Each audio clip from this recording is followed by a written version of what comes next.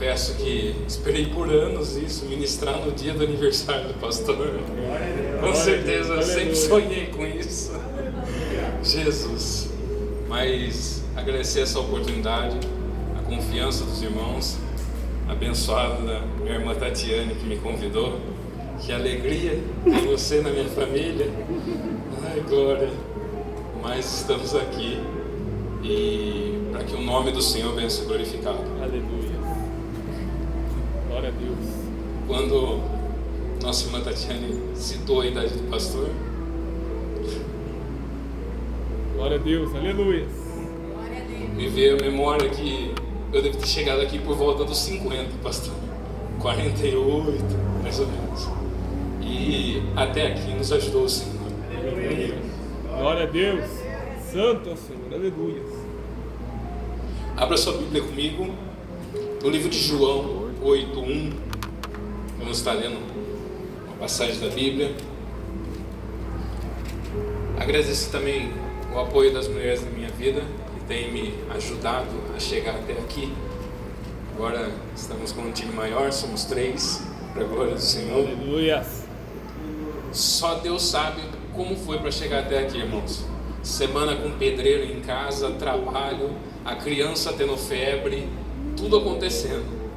Mas na hora de chegar no culto, deu para chegar. Aleluia. Para a glória do nome do Senhor. Então vamos fazer valer a pena estar aqui essa noite. Eu acredito que para ninguém que está aqui foi fácil chegar. Porque o inimigo, ele não colabora para isso.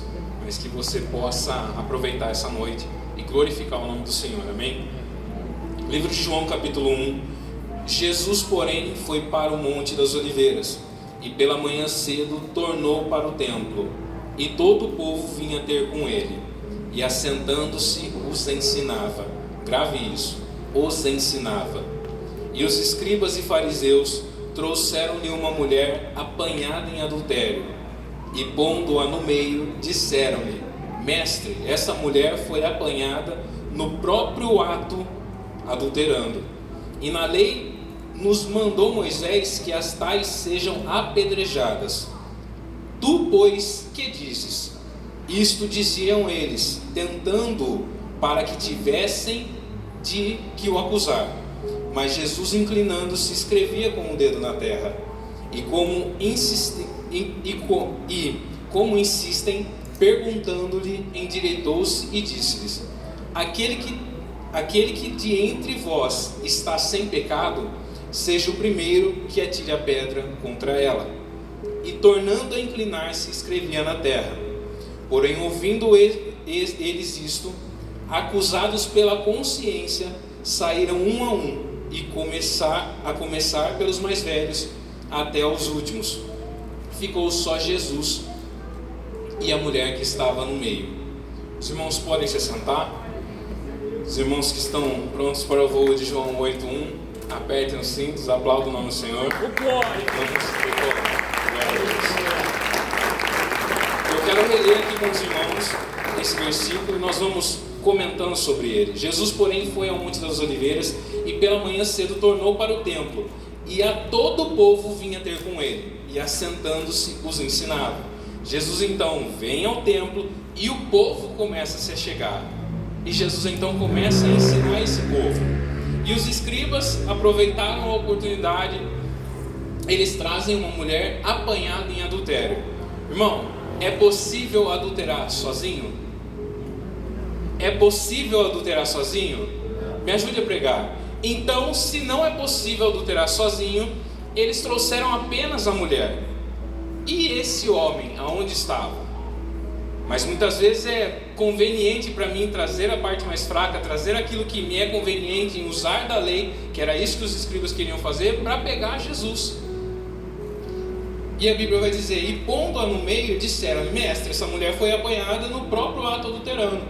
E na lei nos mandou Moisés que as tais sejam apedrejadas. Tu, pois, o que dizes? E isto diziam eles, tentando para que tivessem do que acusar. Mas Jesus, inclinando-se, escrevia com o dedo na terra. E como insistem, perguntando-lhe, endireitou-se e disse-lhes: Aquele que de entre vós está sem pecado, seja o primeiro a tirar a pedra.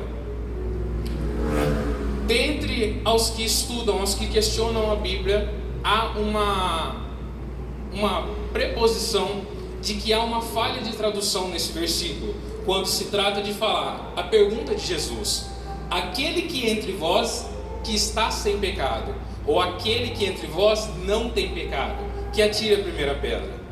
A prerrogativa é de que aqui Jesus tenha perguntado: aquele que não está pecando no momento, presente e contínuo. Por quê? Porque Deus sabe que todos têm pecado. Se houvesse alguém que não tivesse pecado, Jesus não precisaria ter vindo e morrido. Então, a pergunta que se faz é: quem dentre vós que está aqui não está pecando? Por quê? Se nós formos analisarmos então a lei que os fariseus tentaram usar a favor deles, nós vamos analisar lá em Levítico 20, capítulo 20, versículo 10, a lei diz: também o homem que adultera com a mulher de outro, havendo adulterado com a mulher do seu próximo, certamente morrerá o adúltero e a adúltera. Só que os fariseus vieram utilizar a lei a favor deles, só da parte que eles convinham. Porque imagina quem poderia pegar esse homem para ir ser levado a ser apedrejado. Ou imagina até mesmo se ele foi achado, mas a questão era: vamos pegar Jesus no contrapé. E analisando isso, Jesus traz essa reflexão: e quem aqui não está pecando? Aí a Bíblia vai sinalizar: os mais velhos começaram a se retirar e depois os mais novos. Por quê? Porque os mais velhos tinham mais entendimento da lei do que os mais novos. Então eles começam a se retirar. E Jesus então vai e despede essa mulher. Não foi acusada. Jesus não foi pego. E ele libera essa mulher para que a história continue. E o versículo 8 vai dizer: e tornando a inclinar-se, escrevia na terra. Desculpa, irmãos. Porém, ouvindo eles isto, acusados pela consciência, saíram um a um, e começaram a sair pelos mais velhos até os últimos. Ficou Jesus e a mulher. Então Jesus vai e despede a mulher. E aí nós vamos para o versículo 12. No versículo 12 a Bíblia vai relatar: falou-lhes, pois, Jesus outra vez, dizendo: eu sou a luz do mundo. Quem me segue não andarás em trevas, mas terá a luz da vida. E agora é importante nós entendermos que Jesus, a Bíblia vai relatar que Jesus voltou nesse momento a ensinar o povo que estava ali. Mas ensinar o quê? Ensinar a qual mensagem? E quando nós começamos a estudar a Bíblia, a única mensagem que a Bíblia vai relatar, que se trata de ser para todos desse mundo, é a mensagem de salvação. Não há outra mensagem, porque qualquer outra mensagem, ela é para um povo escolhido, aqueles que possuem o Espírito Santo. Então, nesse momento, Jesus está ensinando a todos. Se ele está ensinando a todos, ele está falando de salvação. Por isso ele fala: quem caminhar comigo não vai mais andar na escuridão, mas vai ter a luz da vida. E o interessante é que Jesus começa essa mensagem, ele está falando dessa mensagem para todos. Só que no versículo seguinte, quando a gente vai ler o versículo 30, a Bíblia vai dizer assim: dizendo ele essas coisas, que coisas? Concernentes à salvação. Dizendo ele essas coisas, muitos creram nele. Então, a partir desse momento, esse grupo de todos que estavam recebendo a mensagem da salvação, ele já começa a ser dividido, filtrado. Então a Bíblia vai dizer: muitos. Muitos são quantos? São muitos, mas não são todos. Então uma parcela desse todo já não está mais ouvindo a mensagem, porque não creram. Então aqui nós já temos a primeira divisão do grupo dos incrédulos e dos crentes. E logo em seguida, no versículo 31, Jesus continua dizendo: desculpa, irmãos, eu pulei um versículo. Versículo 30, agora 31. Jesus dizia: pois aos judeus que criam nele. Ele está falando agora com a segunda parcela: se vós permanecerdes na minha palavra. Então de novo acaba acontecendo uma outra repartição desse grupo. Já não é mais apenas todos, já não é mais apenas os que creem, agora também são os que permanecem. Todos permanecem? Você conhece alguém que desistiu no meio da caminhada? Alguém que parou? Alguém que não aguentou a pressão? Alguém que caiu? Alguém que desanimou?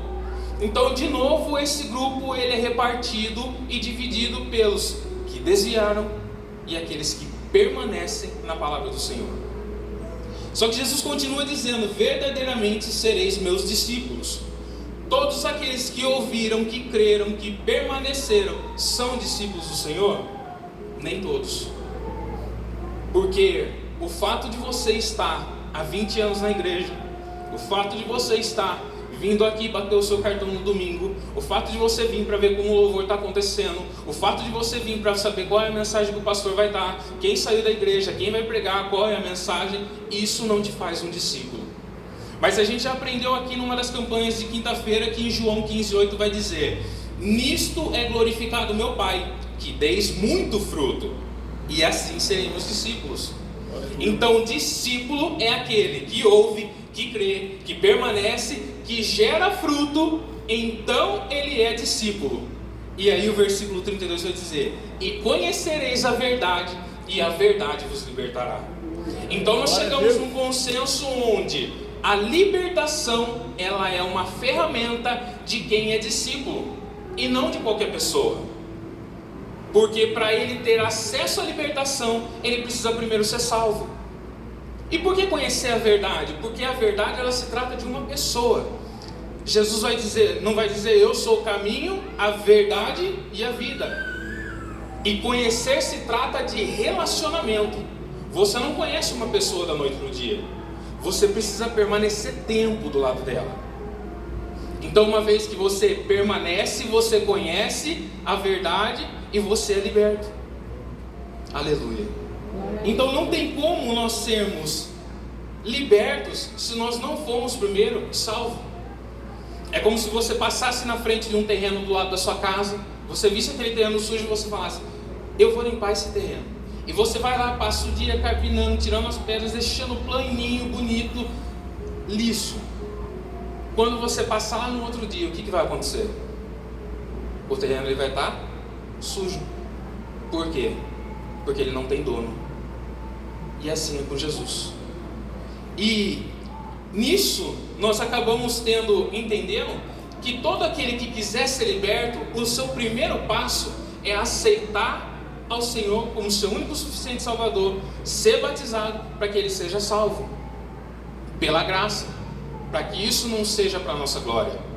É dom de Deus, é presente. E com esse momento nós tiramos aqui uma lição de evangelismo gigantesca, porque com o passar do tempo nós começamos a apresentar para as pessoas um evangelho gourmet, um evangelho onde eu sou o centro da mensagem e Deus precisa me atender. Onde eu apresento a Jesus: irmão, você precisa se converter, porque Deus vai te tirar do vício, porque Deus vai salvar sua família, porque Deus vai te tirar das drogas, Ele vai te dar um bom emprego e Ele vai aumentar o seu financeiro, porque Deus, eu apresento um Deus que faz, não um Deus que salva. Mas o que a Bíblia diz é que a prioridade de Deus não é resolver os seus problemas, é salvar a sua alma. Nós aprendemos com um determinado escritor que o Evangelho deveria ser apresentado como se fosse a época da proclamação da República. Eu vou resumir essa história, mas é como se aqui em Piracicaba fosse ter uma guerra é como se Piracicaba fosse guerrear contra Campinas, se encontrando lá no meio de Americana. E na antiguidade, quando isso acontecia, a guerra acontecia, o time que perdia, a cidade que perdia, o reino que perdia todos os seus despojos. Então era perdido as terras, o patrimônio, as posses, os animais, o gado, a família, tudo virava propriedade do outro reino. O Evangelho deveria ser anunciado como se fosse dessa forma. Houve uma guerra há 2000 anos atrás, onde um rei chamado Jesus Cristo, ele venceu lá na cruz e ele tomou por propriedade tudo que é seu, as suas posses, os seus bens, a sua família, o seu ser.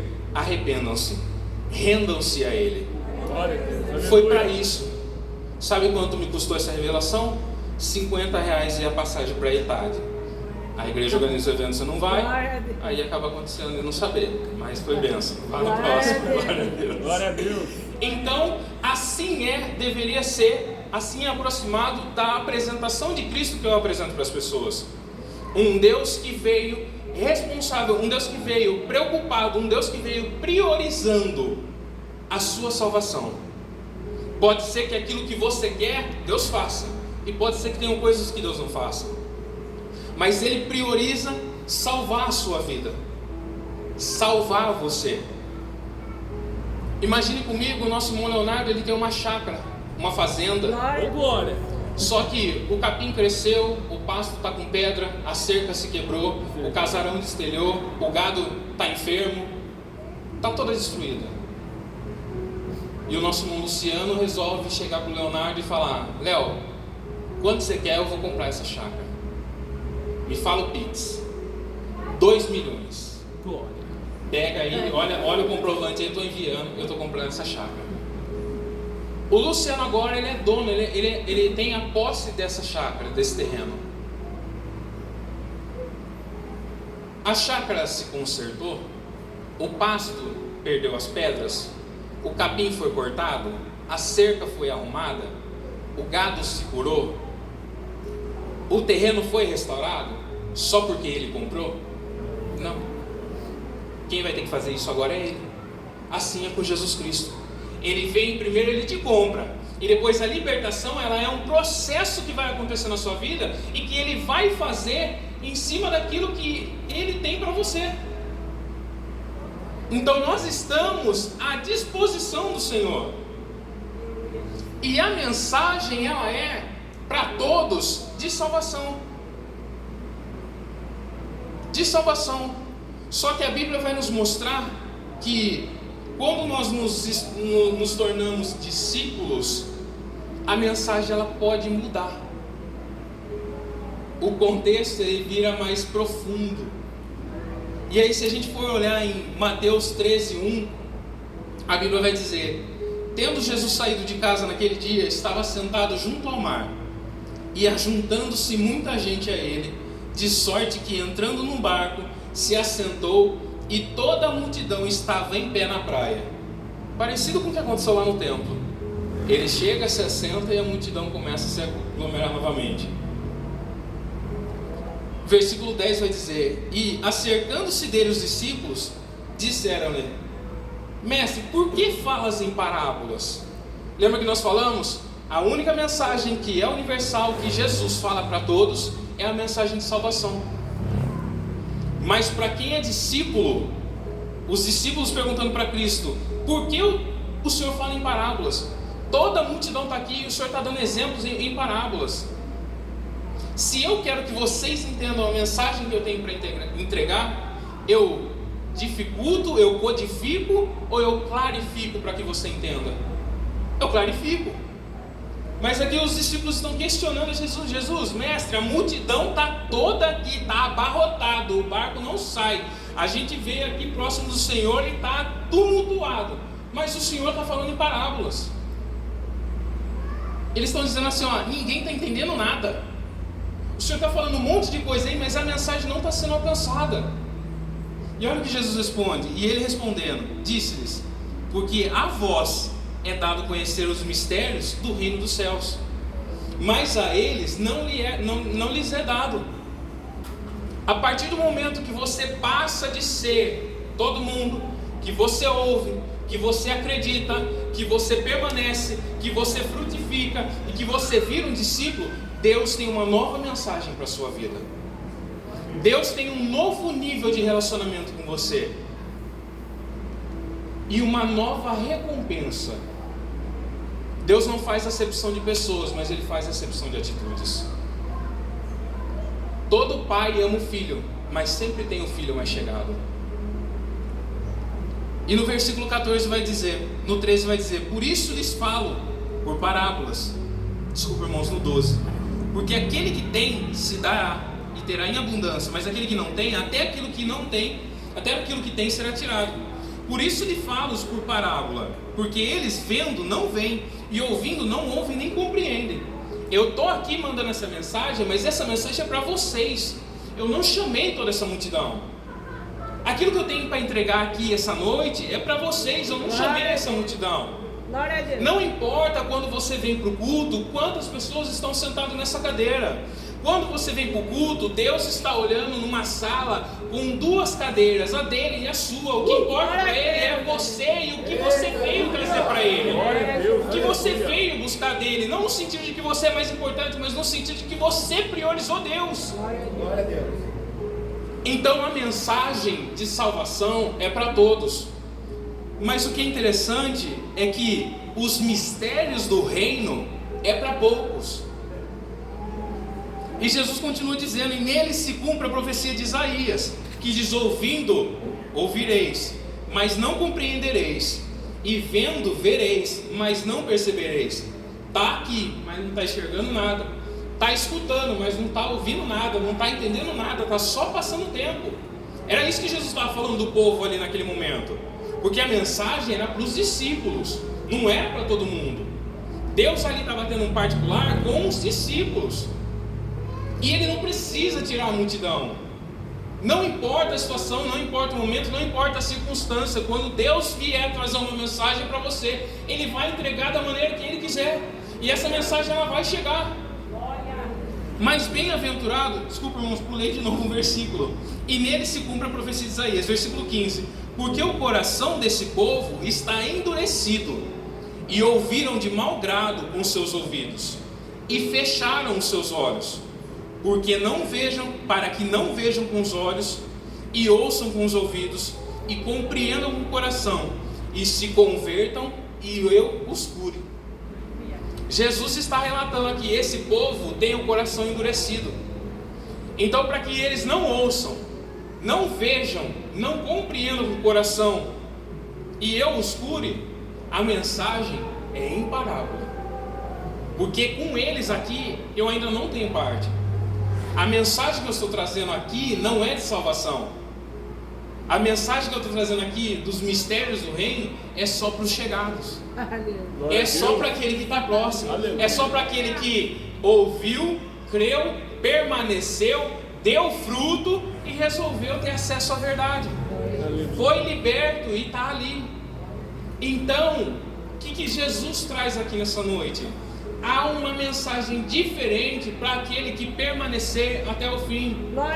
Deus está preparando algo melhor para você até o fim, seja nessa vida física ou na vida vindoura. Deus tem algo diferente para você. Deus vai te tratar de uma maneira diferente a qual aqueles não quiseram servir a Deus. Deus é o juiz justo. Ah, mas fulano também vai ser salvo, fulano é salvo, eu fiz isso, eu fiz aquilo, aquilo outro. Irmãos, aquilo que você faz para Deus, é para Deus. Aquilo que você entrega para Deus, Deus não é desequilibrado. Deus não é sem bom senso. Deus não é humano. Ele sabe o que você tem feito. Ele sabe das lutas, das tribulações, das dificuldades e do quanto tem sido difícil permanecer. E que muitos optam por desistir. Mas haverá um dia de um julgamento justo.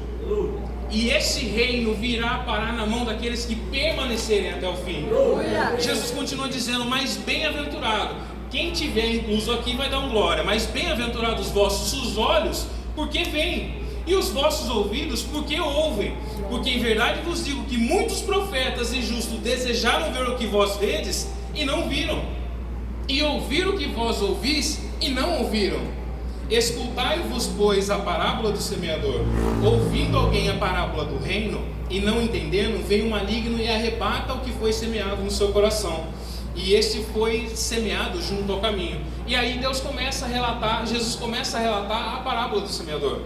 Mas o que me chama a atenção novamente é Jesus falando a parábola do reino, os mistérios do reino. E quando você começa a estudar a Bíblia sobre isso, nós começamos a entender e aprender que há uma diferença. Salvação é para todos, mas o reino não. É só para quem é discípulo. É só para quem permanece até o fim. Irmãos, essa caminhada que você está passando, ela não vai ser em vão. Deus tem preparado algo novo para a sua vida e Ele vai te abençoar. Ele tem preparado algo que os seus olhos não viram, que o seu coração não sentiu. Tudo aquilo que foi relatado na palavra do Senhor, Ele vai te entregar porque Ele é fiel. Mas permaneça até o fim. Não pare, não desista, não deixe as circunstâncias, o dinheiro financeiro, a família, a doença, a tribulação te parar, porque Ele é contigo até o fim. Deus tem um reino, um governo entregue para ser entregue na sua mão e para que você governe sobre essa terra, onde Ele será a justiça verdadeira. Aleluia, Jesus.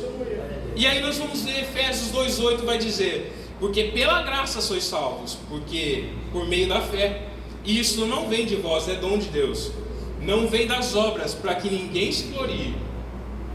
A salvação é para todos, não é pelo que você faz, não é pelo mérito seu, é pela graça. A graça é porque nós não merecíamos estar aqui, mas Ele decidiu entregar para você. E quando nós vamos ler Atos 14:22, Jesus fala, confirmando os ânimos, Paulo diz, confirmando os ânimos dos discípulos, exortando-os a permanecer na fé, pois que por muitas tribulações nos importa entrar no reino. Aleluia, Jesus. Paulo está dizendo aqui, irmãos, dentro de um contexto de Atos 14:22, onde ele vinha pregando nas cidades de onde o povo queria linchá-lo até a morte. Os amigos de Paulo ali fizeram um cerco, tiraram ele do meio ali com vida da cidade, e ele deu sequência pregando nas outras, mas ele trouxe ânimo para os discípulos dizendo, continuem, permaneçam, porque é por muita tribulação que nós vamos herdar o reino. Essa tribulação que você está passando, ela não é em vão. Muitas vezes as pessoas podem não entender, você pode não entender, as pessoas podem achar que o seu contexto, o que você está passando, outras pessoas saindo, desistindo, parando, falando mal e denegrindo a sua imagem. Deus sabe como está a sua vida, e Ele tem que, por muitas tribulações, por muitas dificuldades, esse reino vai chegar na sua mão, esse governo vai chegar na sua mão para aqueles que permanecerem. Aleluia, Jesus. O interessante é que para a multidão a mensagem é de salvação, e quando é para os mais chegados, a mensagem é de reino. Aleluia, Jesus. O livro de Hebreus 10:35 vai dizer, não rejeiteis, pois, a vossa confiança, que tem grande e avultado galardão presente, porque necessitais de paciência, para que depois de haverdes feito a vontade de Deus, possais alcançar a promessa. Porque ainda um pouquinho de tempo, e o que há de vir virá e não tardará. Mas o justo viverá pela fé. E se alguém se retirar, a minha alma não tem prazer nele. Nós, porém, não somos daqueles que se retiram para a perdição, mas aqueles que creem para a conservação da alma. Irmão, aguenta mais um pouquinho. Aguenta mais um pouquinho. Porque o que há de vir virá e não tardará. Deus tem um reino preparado para você. Continua firme na presença do Senhor, fazendo a vontade dEle. Irmãos, e isso traz a conotação sobre chamado, sobre promessa, sobre propósito. Nós precisamos enxergar o nosso propósito sobre essa terra e fazer o que a Bíblia está dizendo aqui, segundo, depois de haver desfeito a vontade de Deus. É necessário que você faça a vontade de Deus. Irmãos, o fato de eu estar aqui nessa noite com pessoas muito mais gabaritadas do que eu aqui dentro, não é a minha vontade. Eu não escolhi estar aqui e eu não fico aqui com vanglória, porque eu poderia estar em qualquer outro lugar.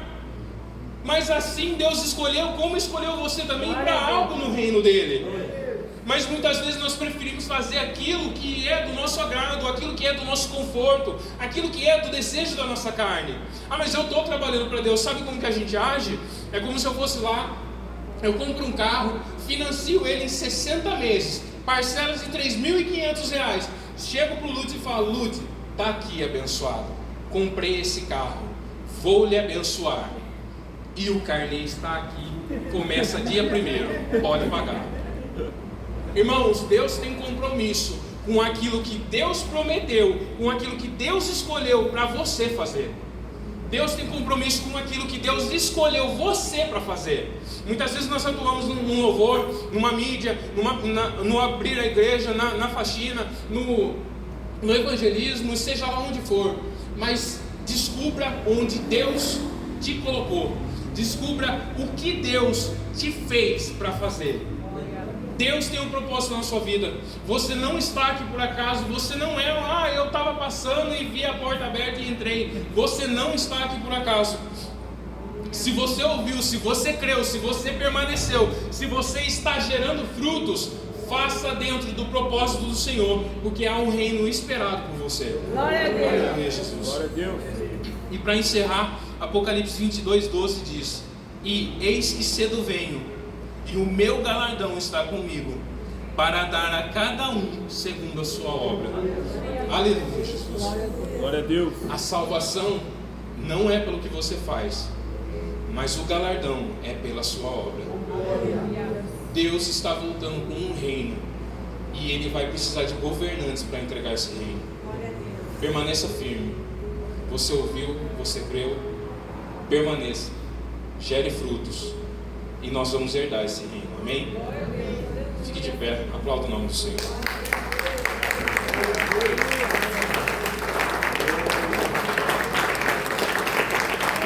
Glória a Deus, aleluia.